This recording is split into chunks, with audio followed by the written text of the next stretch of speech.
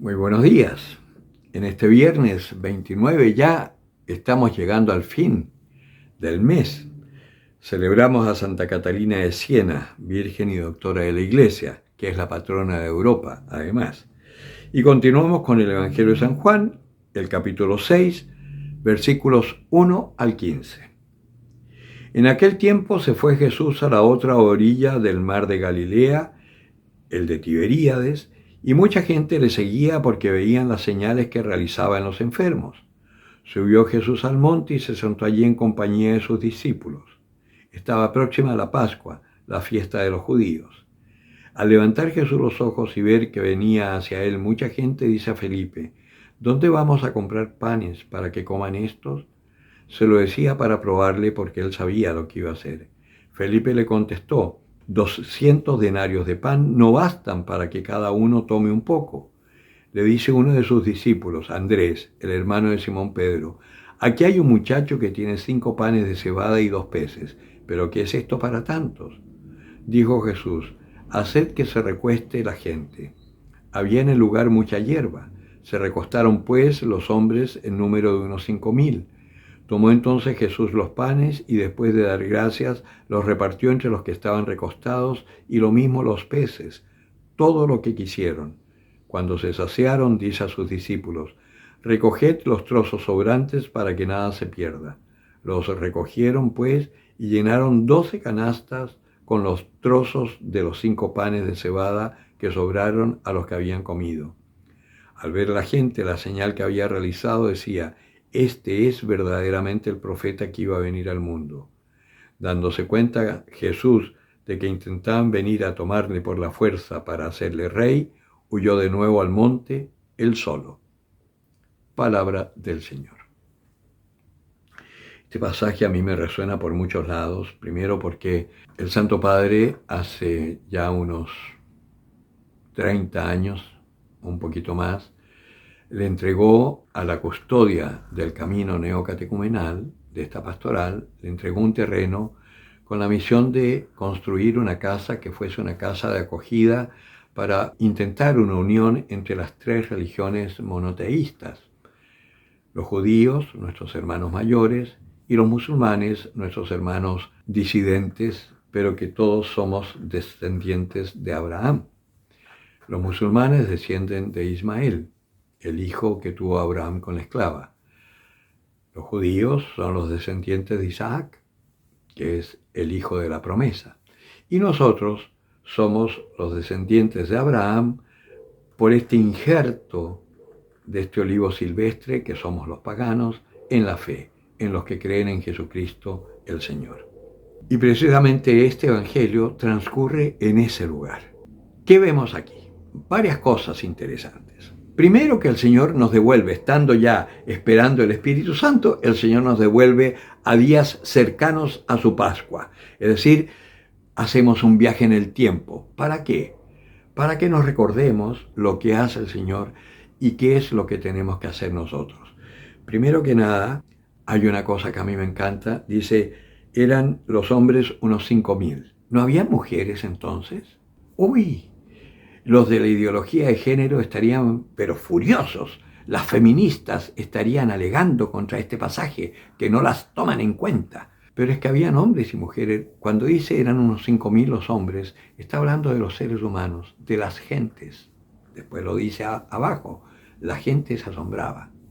Porque Dios creó al hombre, macho y hembra lo creó. Entonces, cuando se habla de hombre en la iglesia y cuando hablamos de hombre, no estamos haciendo discriminación. Ese sexismo estúpido de la ideología de género no tiene sentido. Al contrario, es mucho más discriminatorio hablar de hermanos y hermanas como que hubiera que incluirlas porque son poquita cosa, entonces incluyámoslas para que se note de verdad la igualdad. No. Cuando nosotros hablamos de hermanos, estamos incluyendo machos y hembras. El lenguaje inclusivo es una verdadera estupidez, y que lo hayamos acogido nosotros en la iglesia es un desconocimiento de nuestra fe y de la esencia misma del ser humano. Eso por un lado. Me encanta que el evangelista diga eran 5000 los hombres. Segundo, Vemos acá a uno que tenemos que tener siempre presente, que es Andrés, el hermano de Simón Pedro. Vale decir, metafóricamente, tú, yo y cualquiera que sea cristiano es Andrés o está llamado a ser Andrés, el hermano de Simón Pedro, que simbólicamente es el Papa. Vale decir, cualquier cristiano está llamado a ser aquel que esté atento para dar soluciones, para buscar soluciones, que ese es el rol de Andrés. Andrés es el que va a buscar a su hermano y dice, hemos hallado al Mesías. Andrés es el que dice, acá hay un chico que tiene 5 panes y 2 peces. Andrés es aquel que diríamos es un contemplativo de la vida que está atento para cubrir las necesidades de los que los rodean. Que esa es la misión nuestra como cristianos. Por eso es tan importante formarnos en la fe para tener el discernimiento y poder ver allí donde falta una palabra de vida, ser nosotros, como el Papa no puede andar por todos lados dando esa palabra de vida, ser nosotros en nuestro lugar, aquellos hermanos de Simón Pedro, que demos esta palabra de vida a nuestros hermanos. Y el Señor, que sabe lo que va a hacer, cuando tú das esa palabra y repartes ese pan que es su palabra en medio de los hermanos, Él la multiplica y alcanza para todos.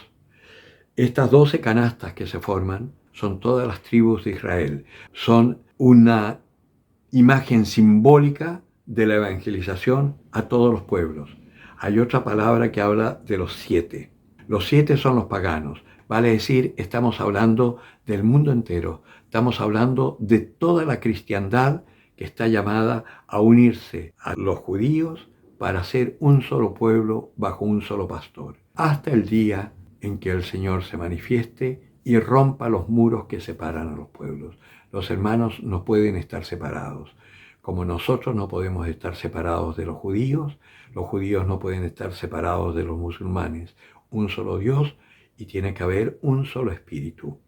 En algún momento se aclararán las cosas cuando tanto judíos como musulmanes reconozcan que Jesucristo es el Mesías. Era el Salvador de Israel al que no reconocieron y es el Salvador del mundo, el que vendrá nuevamente para salvar a todos los hombres de las intrigas y las furias del demonio, que hoy se llama Nuevo Orden Universal. Y estamos metidos en eso. Están destruyendo la familia con la ideología de género, están destruyendo el cristianismo con toda la ideología, las distintas sectas que aparecen y sobre todo esta ideología que lleva al hombre a centrarse en sí mismo.